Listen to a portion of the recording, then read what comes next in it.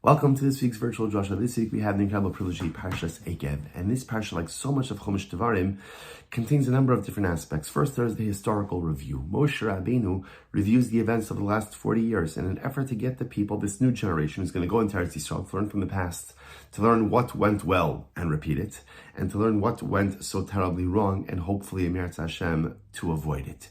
There's also logistical conversations. Moshe Rabbeinu prepares Klal Yisrael for what it's going to mean to enter into the land, the battles they're going to have to face, the adversity they're going to have to face, the difficulties they're going to have to face, the mistakes and the missteps they're going to make, but ultimately, again, HaKadosh Baruch Hu is going to remain in our corner no matter what. And Moshe Rabbeinu tells us something fascinating. This is in Parak Zayin, Pasuk of Beis, chapter 7, verse 22. V'nashal Hashem al-keach ha'sagayim ha'el mipanecha ma'at ma'at. Literally, Hashem will clear out your enemies from in front of you, a little bit at a time, ma'at ma'at, small amount at a time. Lo suchal kalo samaher. You cannot come into a sweeping and decisive, quick victory. Penterba alecha chayas asada, lest the animals of the field overtake you. Okay, on the most basic pashut pshat is Moshe Rabbeinu is preparing them. This is not going to be a quick and decisive victory in Eretz Yisrael. It's going to take time. There are multiple nations. There are going to be multiple wars, multiple campaigns. But slowly but surely, HaKadosh Baruch Hu will deliver you victories. But it's not going to be quick and decisive. It's ma'at ma'at, a little bit at a time. Now, why? Why? So Moshe Rabbeinu says, because otherwise, if you defeat all of your enemies at once, and it's going to take time then to settle the land, so it's going to give the wild animals an opportunity to kind of come out, right? The animals are kept in check when there is a human population, but if you defeat all of your enemies quickly, you're going to be overrun by wild animals. Okay, so the obvious question with this is, so what does that mean? In other words, our whole existence is a miracle. Everything about Klal Yisrael is a miracle. You know, as Moshe Rabbeinu was talking to them, remember again, man is falling down from the heavens at your doorstep every single day. There's a be'er, there's a well that's following them in the desert to sustain millions of people. It was in the schus of Miriam, now it's in the schus of Moshe and Aaron. So like, what is this? What does this mean? And they're first of all bothered by this same idea that somehow Moshe Rabbeinu says, HaKadosh Baruch Hu would give you a quick and decisive victory, but, and what's the but? The chayas asad, the animals are going to be a problem, right? So we have a wildlife issue. That's what's preventing the quick and decisive victory for Klal Yisrael. So again, we know under Yoshua it takes 7 years. 7 years of conquering the land, and then even then the land wasn't fully conquered. 7 years of going ahead and dividing up the land. But what's the pshat? What's the pshat? Moshe Rabbeinu was trying to highlight to Klal Yisrael that the campaign for Eretz Yisrael is going to be slow. Right? See, on one hand, there's a guarantee of victory. HaKadosh Baruch Hu is going to help you overcome all of your enemies in the land, but it's going to be ma'at ma'at. It's going to be very slowly. And you can't, whatever it is, you can't go ahead and have a quick and decisive victory. Rabbi Nachman of Breslov says, says something so beautiful. The Rebbe says in Kutei Halachos, he says, Tzrichen lichbosh kidushas haaretz ma'at ma'at. So when we translate the words and then we'll try to understand what the Rebbe is really saying. The only way to truly conquer the holiness of Eretz Yisrael is ma'at ma'at, a little bit at a time. Legaresh hara shebechovlim shehem bechinas haklipos v'shiva amamin hamonim Eretz Yisrael legarsham ma'at ma'at. Ki ein lanu koach letakin kol hachovlim bevas achos. The Rebbe says the way it works in Eretz Yisrael is the Kedusha of Eretz Yisrael, the way it works, the way it's almost like pre-programmed by HaKadosh Baruch Hu, is that you can't flip it instantaneously. The land was buried under many layers of tumah as a result of the nations who had lived there, as a result of the nations who were there. And as such, HaKadosh Baruch Hu was saying, you can't transform the land instantaneously. The Kedusha is there, but the Kedusha was buried under many layers of impurity, and it's going to take you time to be able to flip it. It's going to take you time to be able to change. It's going to take you time to conquer it. And I think what the Rebbe is saying is like this. Eretz Yisrael is not simply a land. Eretz Yisrael is not simply a destination. Eretz Yisrael is not only our beautiful, magnificent, spiritually luminescent, ancestral homeland, eternal homeland. Eretz Yisrael is also a concept. And the concept of Eretz Yisrael, the concept of promised land, resonates very strongly within our lives. Rabbi Nachman speaks about this often, that all of us are trying to make our way to Eretz Yisrael. In fact, Rabbi Nachman has a statement, L'chol makom she'ani holech, ani holech li Eretz Yisrael. Wherever I'm going to Eretz Yisrael. What does that mean? So of course, on a basic level, as a people, wherever we're going, we know where our destination is, right? Right now, many of us may be in way stations of galus, of diaspora, but our destination is clear. Our destination is Eretz Yisrael. That is the only destination for us. How long we get there, when we get there, how we're going to get there, okay, those are all different variables. But Eretz Yisrael is also a concept. And the concept of Eretz Yisrael is your promised land. And what is your promised land? Your promised land is the destination of your dreams, your goals, your aspirations. What do you want out of life? What do you want to accomplish from life? What do you want for yourself? Who do you want to be? How do you want to make an impact? What kind of person do you want to be? What kind of family do you want to create? What kind of marriage do you want to build? What kind of friendships?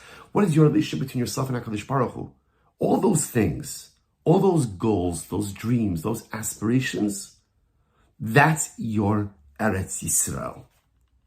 And Rabbi Nachman says, understand, Eretz Yisrael cannot be conquered quickly. Eretz Yisrael takes time. And I think what the Rebbe is trying to highlight to us, and ultimately what Moshe Rabbeinu was trying to highlight to Klal Yisrael, was a fundamental shift. Incredible things, meaningful things, take time. You can be successful. If you put your mind to it, you'll be successful. Kadosh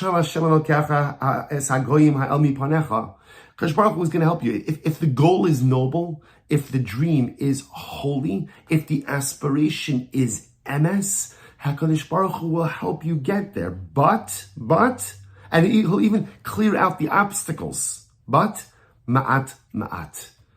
It takes time. It takes time. And Rabbi Nachman says something so beautiful. He says, this is why Moshe Rabbeinu was not able to lead us into Eretz Yisrael. The Rebbe says Moshe Rabbeinu is the man of instantaneous results. Moshe Rabbeinu is the man who makes things happen, and he makes them happen. Think about this for just a moment, right? Moshe Rabbeinu took us out of Mitzrayim. And then 49 days later, 7 weeks, nothing.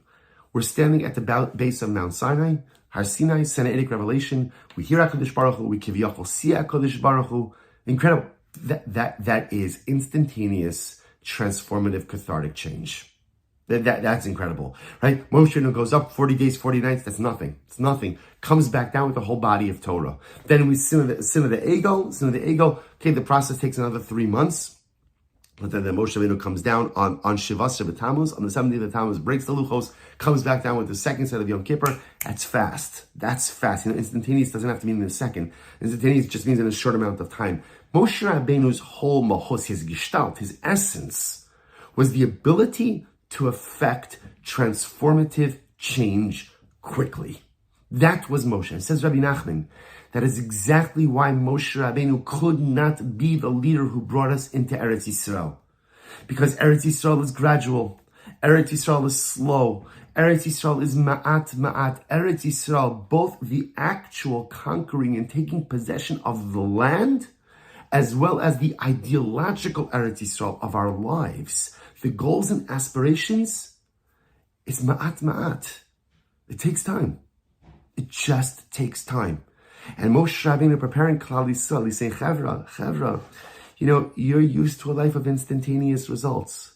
You're used to, like we said before, every single day the sun comes down, boom, it's at your doorstep. You need water, just walk to the well. Whatever else you need, the cloud is here, the fire is here, whatever. It's all like the desert. The desert life is instant gratification.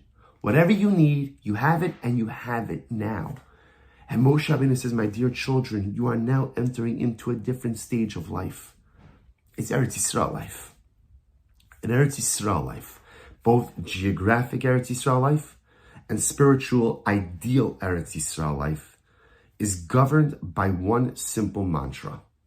If you set your mind to be successful, HaKadosh Baruch Hu will remove the obstacles. That's V'noshel Hashem Lokecha Sagayim Al Mipanecha. Hashem will remove the obstacles. But the mantra for the actualization of geographic and idealistic Eretz Yisrael is Ma'at. It's going to take time. And don't be frustrated. See, what Moshe Rabbeinu was trying to highlight to us is It's such a profound lesson for us, is that so often we kind of operate under this mistaken notion that if something is good and something is meaningful and something is meant to be, then it should happen quickly. And if I run into delays or roadblocks or obstacles in some way, there must be something wrong. I mean, well, that's just not the way the world works. Even the most beautiful and holy things like Eretz Yisrael are still governed by Ma'at and Chosh Baruch, and I think it's by design. Chosh Baruch wants us to work. You know, how do you know if you're really committed to your goals, your dreams and aspirations? How do you know if you're really committed to ideological and actual art? So how do you know if you're willing to stay in it for the long game? If at the end of the day, you're like, okay, I'm willing to do this as long as it happens chick-chock right now, you're not committed. You're not committed.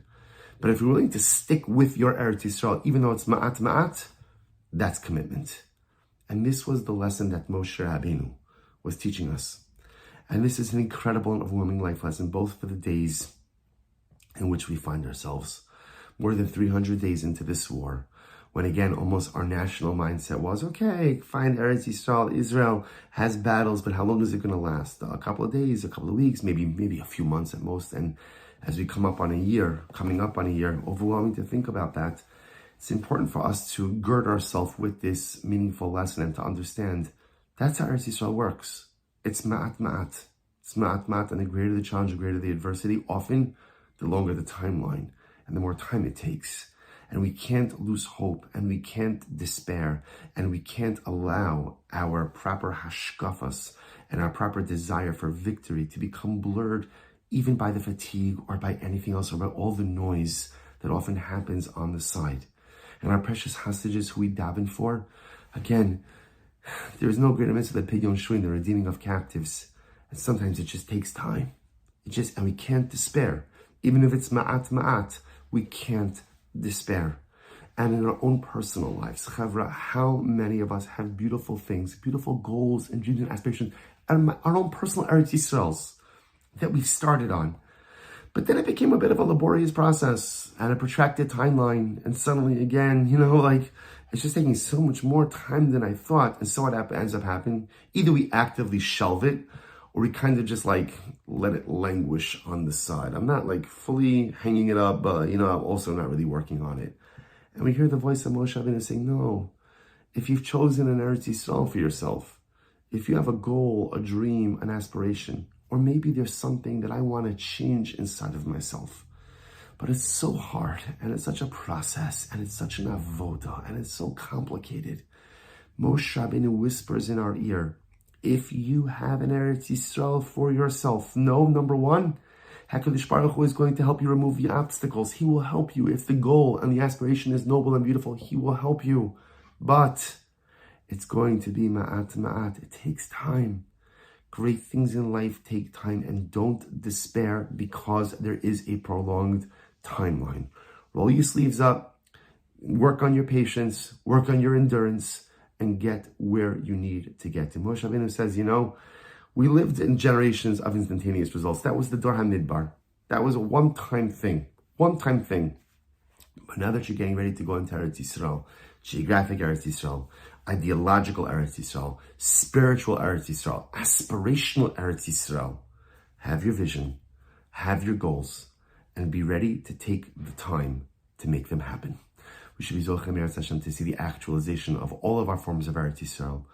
B'mehera b'yameinu, but we should be Zocha to have the patience to make it to the finish line. Wishing everyone a good Erev Shabbos and a beautiful Shabbos Kodesh.